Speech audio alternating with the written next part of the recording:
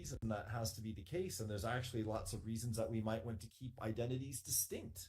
We do that normally in the physical world. I'm a professor, and when I go home, I'm not the same person in some ways, right? I have a different social network. I don't want to, I have a different email.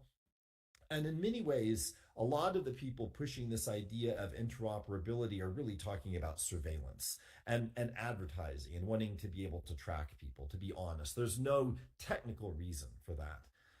And there will be forms of connection. And if you know, there's a really cool group, the Metaverse Standards Forum, that's working on sort of equivalents for PDF or JPEG for, 3D objects that would work across an even bigger range of virtual worlds than the kinds of things we have right now. But there's going to be important kinds of separation as well. The metaverse doesn't require that interoperability. And for me as an anthropologist, there's going to be interesting shared ways of thinking and practices that will show up between virtual worlds in the metaverse. Maybe not all of them, of course, but that's different than a standard like JPEG or something. So for instance, the idea of friending someone, or the idea of going away from keyboard, or even something like copying and pasting, those may not be shared technical standards. They might be shared cultural beliefs and practices. And that's going to be a really interesting thing to look at. A third confusion about the metaverse is that it has to be massive, or it has to be big. And this is a real case where you see the influence of the technology hype world. What's the next iPhone? What's going to be the big thing, right? We have to have something really, really big or go home. It's amazing how many people ask me, is Second Life still around, right? Because it only has 500,000 people. Well, anthropologists study cultures much smaller than that for decades and learn amazing things. We don't all live in India or China. Lots of culture and everyday interactions are with much smaller groups. So I've actually talked about scaling a metaverse of hundreds. There is no reason why things have to be massive. And all of this energy, for instance, some of you may have seen with trying to be able to have, 10,000 avatars in one room, like a space like this. But as an anthropologist, how often do people actually interact that way, right? That's once again this sort of, in some ways, it's an influence of tech hype. So, the metaverse is going to be very multifaceted, and there may be contexts or cases where we have sort of massive scaling, but not always, right? There's going to be sharding, and there's going to be all other kinds of things like that. And then a fourth confusion is crypto, that the metaverse will be based or have blockchain and NFTs, that kind of thing. And this is just such an obvious example of people trying to find a killer app for crypto. And if you know about things like Decentraland, there are metaverses out there, virtual worlds, I mean, that are being designed to require or be friendly to NFTs. And once again, all four of these confusions are about things that will be there sometimes, right? But are not definitionally necessary to something being part of the metaverse. And so with this example, there might be cases where, Bitcoin or using blockchain technology to track digital objects, for instance, could be something useful. But the idea that it is necessary, which you do see in some of these definitions of the metaverse, is, to be blunt, people trying to find a killer app for crypto. There's going to be plenty of cases of virtual worlds that use physical world currencies like the dollar, or interchangeable currencies like the Linden dollar here in Second Life. And there's no technical reason why virtual worlds have to be built on capitalism at all. So once again, I'm not saying this won't be there, but these are ways that it could be there. And so just to sort of in closing, I had mentioned, like with AI is another example where two big areas that we're going to see AI show up are non-player characters, and you've seen some attempts of that recently in Second Life. Also sort of assistants, like I'm doing some research right now in WolfGrid, which has Bobby, right, which is an AI agent that isn't a chat bot, but a helper, like it will code in LSL.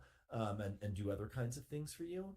And then another area, if you've heard of Holodeck, or there's a new initiative from Google, I think it's the Genie initiative, where you can, instead of Chat GPT or Dolly that generate images or even video, that there are already being tested some AI agents where you could say, make me a medieval village with 10 huts and a river running through it and trees. And it would generate a 3D environment, which you could then modify and perfect, or, whatever, but that it could assist you with sort of 3D building. That's going to be another area where we're definitely going to be seeing some really interesting applications coming from AI. But when people ask me, hey, Tom, you only have one sentence, how are you going to define virtual worlds? And if I do, or sorry, how are you going to define the metaverse? And if someone asks me, you've only got one sentence, you've only got 5 words, how are you going to define it? Here is my 5 words.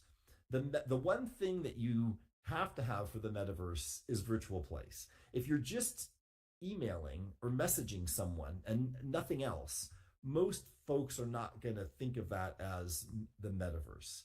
And everything else really sort of comes from that, this amazing potential to create online persistent places. And these new technologies and emerging things from AI to crypto to VR have a lot of exciting potential, but they are not the metaverse themselves. They're going to be part of this constellation of things, but they are not necessary for it. And what will be really interesting will be to see how these things unfold moving forward. So I will stop there and thank you.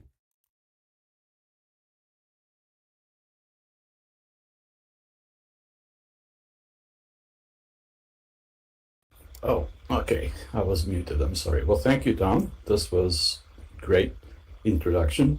And I would like to offer a slightly different path to it, which is really what is the metaverse really for, and therefore how it comes to be. And sometimes people who are not really familiar with the subject ascribe everything to Neil Stephenson's Snow Crash, but there are many people before him, a lot of computer scientists that worked on this kind of stuff. In particular, there is a book called Mirror Worlds by David Gellatner, and that was from '93. He pretty much envisioned something like metaverse or virtual worlds that span the whole physical world, and also things like digital twins and so on. By the way, he was also one of the victims of the Unibomber, but survived. And then there's a number of cyberpunk science fiction writers. I think the original ideas from Werner Vinge, and then others like William Gibson and what's his name?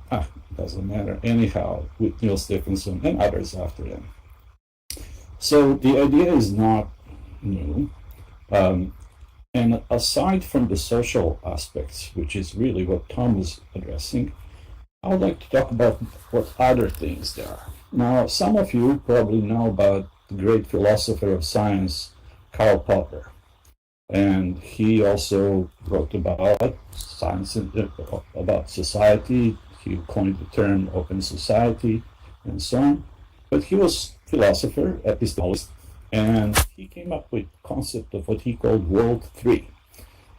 And this was as he was looking at so-called mind-body problem, which is something philosophers like to worry about, and most people don't.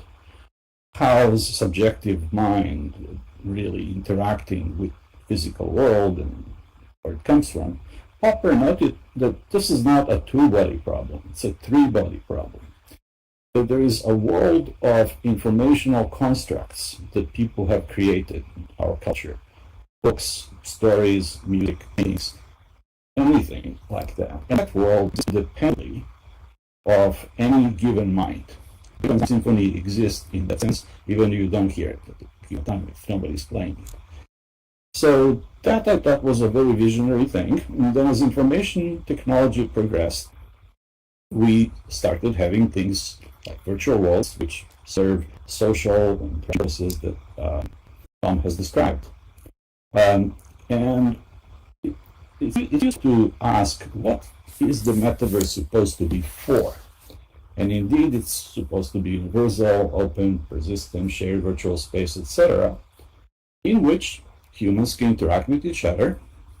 They also interact with information constructs of any kind, and can control processes in physical world. this is pretty much what science fiction authors have envisioned. But what it's not a game. You can play games in virtual worlds, but it's not a game, or it's not a collection of games. It can be used for that as well as other things. And even virtual worlds, as they exist today, are not little metaverses. I would call them meta villages more than anything. The universe is a lot bigger than that. And they'll play the role in developing whatever metaverse turns out to be. But if you think about functionality, what people are doing in this cyberspace, well, that's exactly like the web and internet today, except with three-dimensional graphics and sense of immersion and so on and so forth.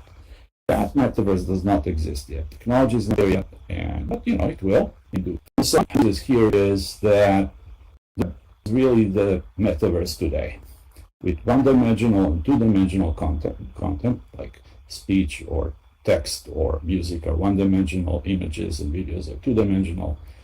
And then as technology gets better, we'll be able to render things in 3D in a way that's more intuitively appealing and more truthful. But the important point here is that all of the human information today is on the internet or somewhere on the web. And that's where it's going to stay. And essentially all human activities that involve brain sometimes are happening in this cyber world of that. In work, including education, entertainment, learning, everything. And so that's where they will stay. There's not going to be some kind of new three-dimensional web built from scratch to host whatever people imagine it. It will basically be the next evolutionary stage of the current metaverse, the web. And it has to be downward compatible. You should be able to see all of the 2D content. Not everybody will be able to use 3D interfaces.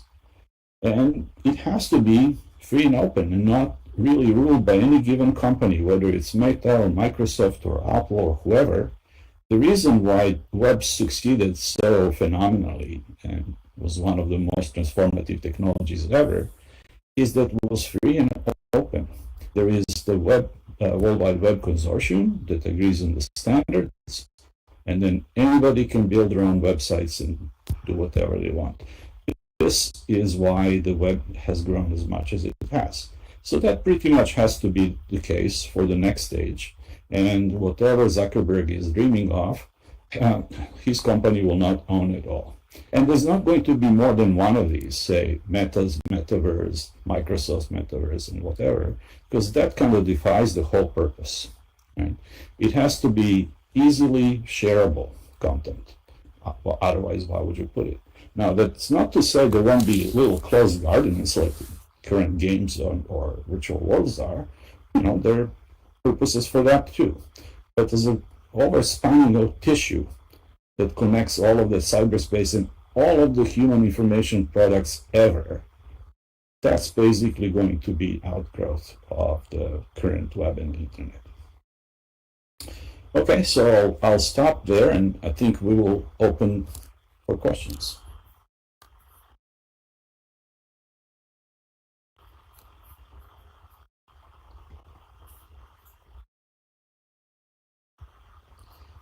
And let me remind you, preface your question with question in capital letters so we can recognize what's question versus just general chat.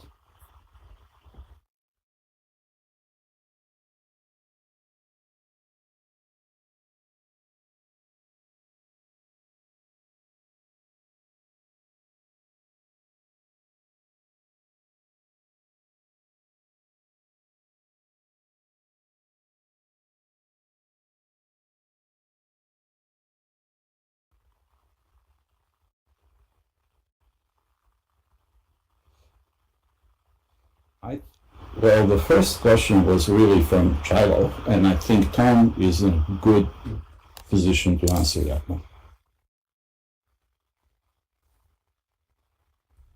Okay, let me pull up my chat window here, and I can even try and just do a quick thing on So virtual worlds do change the idea and concept of place very much. And, you know, for me as an anthropologist, I always try to be clear about saying what is and what ought to be, right? What we say a descriptive or prescriptive claim, and we can do both, but sort of, you know, looking at what is happening and what we think might should be. But you, from the very beginnings of virtual worlds, and as like George was saying, these go back. I mean, Lambda Mu and Ubermud and some of these go back 30 years, right?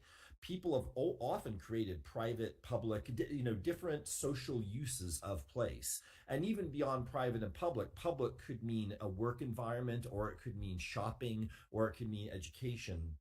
And so there's very few virtual worlds, I would hazard a guess, probably none, that have undifferentiated space. If they have any degree of size, then they start to get differentiation. Now, of course, one important thing to obviously think about with regard to virtual worlds is some of them are much more company controlled than others. So ones that are, you know, designed mostly as games might not have the ability for you to make a home space, although some of them do. But in terms of how they can be done, they absolutely change the idea and concept of place. And just very quickly, two ways they do that are scarcity and proximity. So physical world place is very much shaped by proximity and value and meaning created by how close or far something is. Proximity remains important in virtual worlds, but it works differently when you can teleport, right? So proximity still matters. Like right now, there is meaning in the fact that we're not all 400 meters from each other inside of Second Life, but we can also teleport. And those of you old enough to remember telehubs was an interesting way that Second Life tried to create proximity in a particular way, which other virtual worlds have done as well.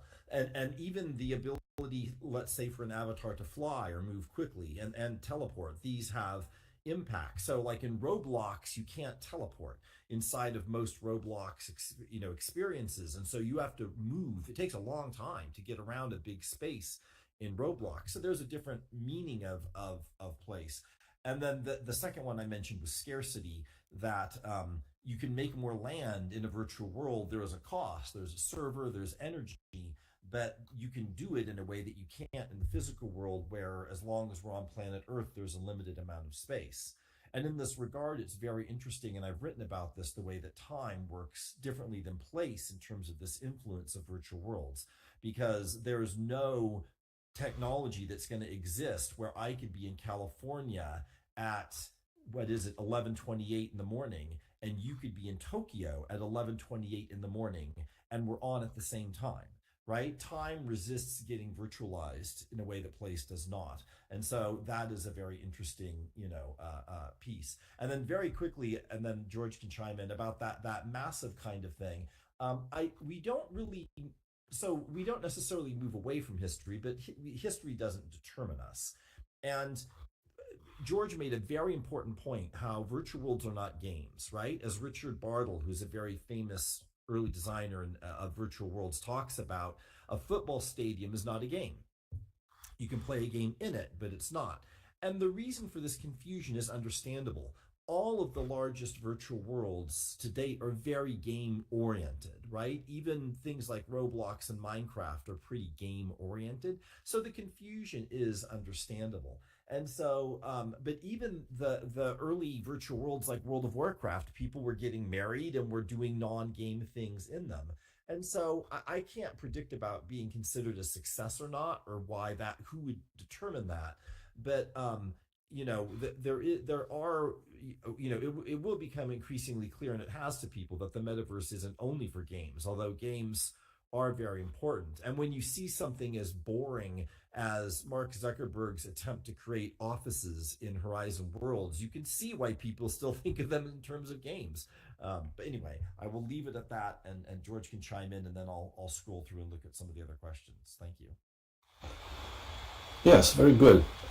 So my wrinkle on this is, well, I think the question was, how will people in the future regard Second Life and various other virtual worldish things now or from the past?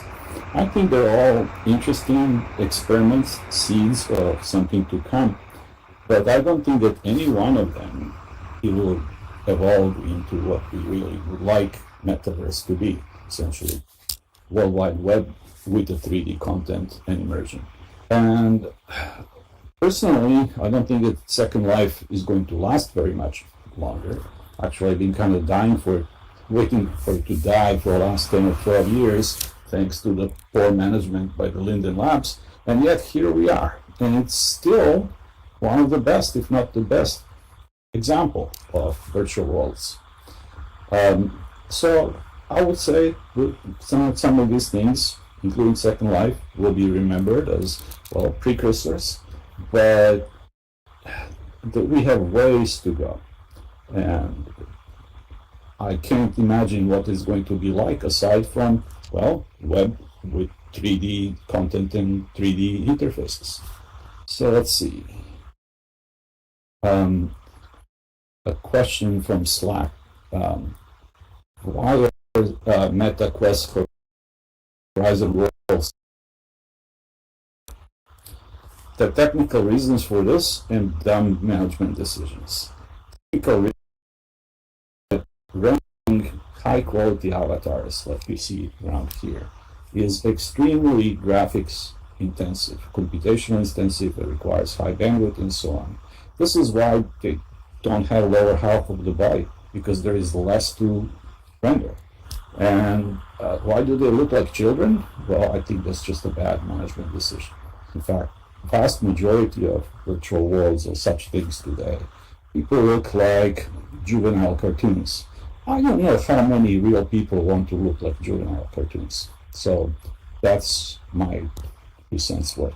You want to take it? Yeah, you and the people in the chat just answered it very well. It's about a design decision where you want to be able to download faster and where you're not shooting for that graphics fidelity. You don't even have legs. Also, because you want it to be usable with VR. And so, yeah, these design trade-offs that people make. I mean, one reason they got rid of telehubs in Second Life was because it was slowing things down when everyone was starting in one area.